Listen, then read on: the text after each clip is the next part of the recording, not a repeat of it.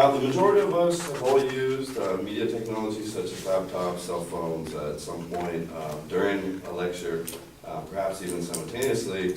And we've all seen the benefits of said technology, but I'm not going to be talking about that tonight. Instead, I'm going to be talking about basically how students' use of media technology during lectures has a negative effect on their academic performance. Now, my 3 points that I have, the first one is that the use of laptops during a classroom lecture hinders the student's academic performance. And my second point is that sending and receiving text messages during a classroom lecture negatively affects a student's academia by making it harder to absorb material from the lecture. My third point is that instant messaging, either through smartphones or through laptops during the classroom, hinders the learning process and thus negatively affects academic performance as well. Now, going back to my first point, that the use of laptops during a classroom lecture hinders the student's academic performance. An associate professor of business administration at the University of Vermont by the name of James Crosher, and an assistant professor also at the business administration of the University of Vermont, by the name of David Novak. They both did a study that was published in 2010. Basically what they did is they were examining the use of laptops by undergraduate students in college, and they did this by installing spyware, which is defined as computer software that monitors users' interactions.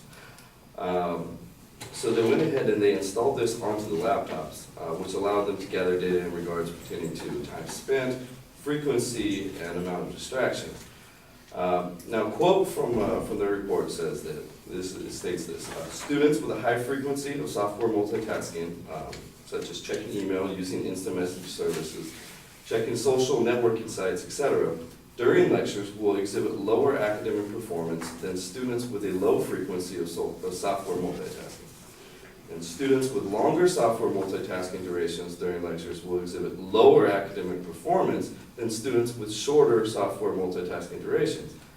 Lastly, students with higher ratios of distractive software multitasking to productive software multitasking during lectures will exhibit lower academic performance than students with lower ratios. Now, so in other words, basically what they found was that using laptops during these lectures had negatively affected the performance of 3 groups of students. The first group being the students that had a higher level of multitasking.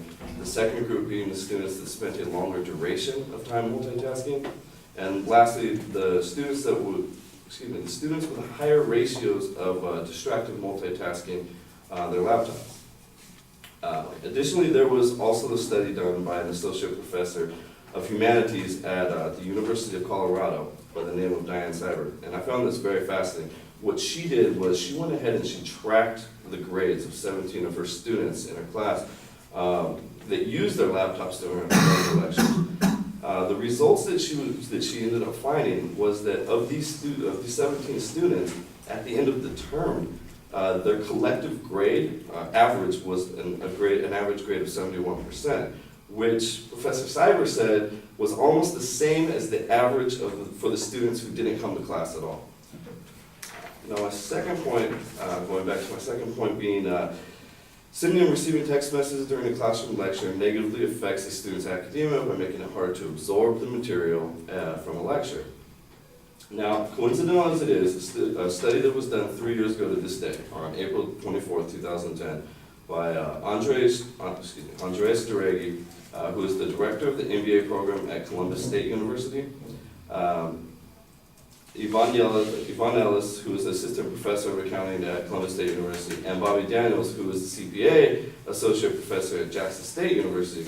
What they did, they involved using 62 undergraduate students from the same accounting course at an internationally accredited university. Now, in the study, half of these students were allowed to use their phones to text message during the class.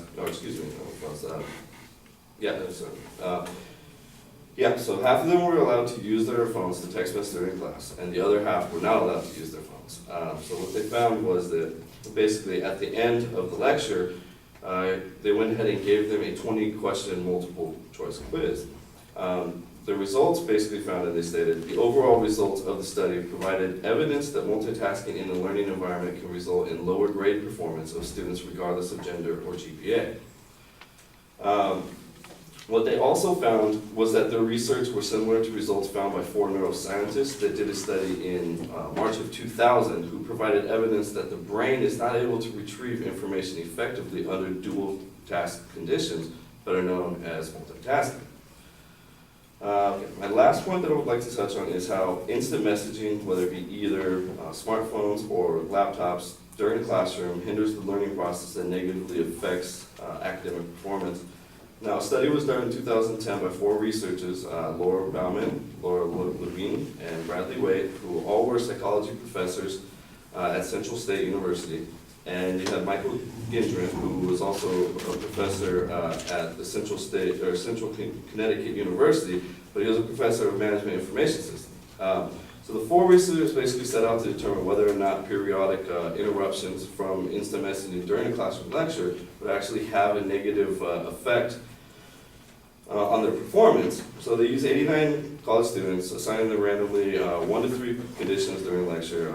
I am before reading, I am during reading, or no I ams allowed at all. What they found was that these students that were engaged in instant messaging, it took them longer to finish their task, which negatively affected their performance.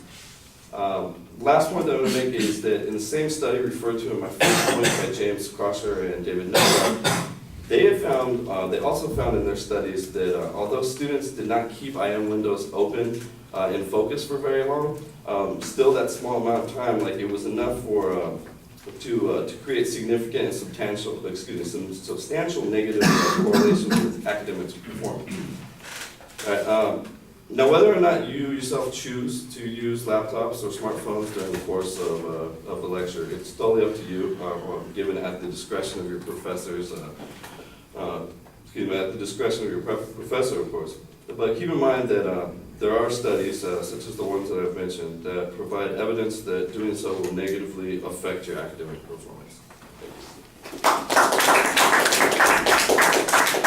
Thank you.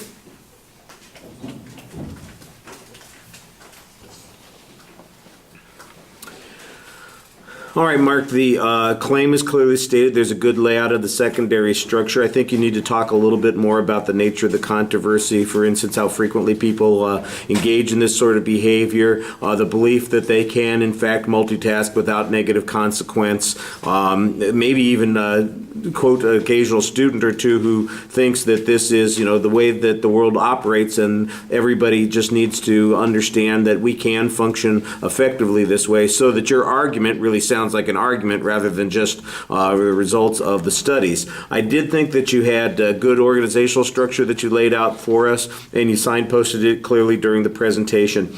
You did an excellent job citing the sources of all of your information. You're very consistent about giving us qualifications of everybody and trying to get some credibility based on that. Sometimes it did feel a little bit like you spent too much time describing the methodology of the studies, and I could use a little bit more information about what the statistical results were. There were only a couple of places where we got anything that would be substantive statistical results. We just got conclusionary statements about the impact that was seen, and I'm not saying that those conclusions by the scholars are invalid, but it's awfully, it would be so much easier to see if we could see, for instance, that there was a 10 to 15% difference in people's grades who were doing those kinds of things, and we just get kind of like, it appears that there is a negative relationship between the two things. Okay, well, how strong a relationship, how important it was. The only one that seemed to give that kind of statistic was a study that this woman did of her own class of 17 students, and it doesn't sound like,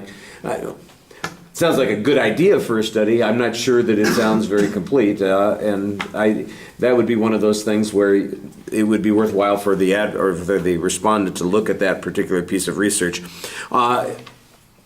You read it very well. If I'm just listening to you, you're doing a pretty good job on presentation, but I'm also looking at you, and you're doing way too much reading. There's not much eye contact with the audience, and although the content should give you a lot of credibility, you also want to make sure that you come across effectively in the audience in this particular situation. One of the things that we'll talk a little bit more about is that all messages have both a content dimension and a relational dimension to them, and you're doing very well on the content dimension, but the relational dimension where you can trust me, I'm interested in what you've got to say and think, what you're saying, what I'm saying is important to you, and building those, that's affected by some of those nonverbal things, and you need to work a little on that. All right, thank you.